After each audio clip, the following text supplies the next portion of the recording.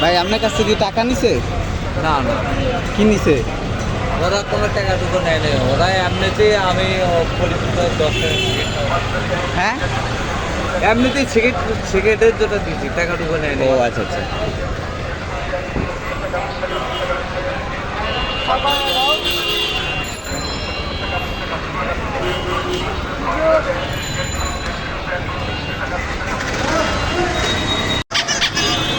চাঁদা না, চা খাওয়ার টাকা নিচ্ছে তারা।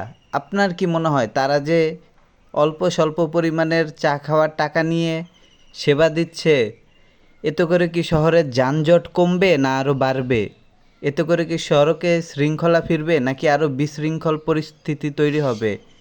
এতে করে কি মানুষের ভোগান্তি, সময় অপচয় কমবে নাকি আরও বাড়বে?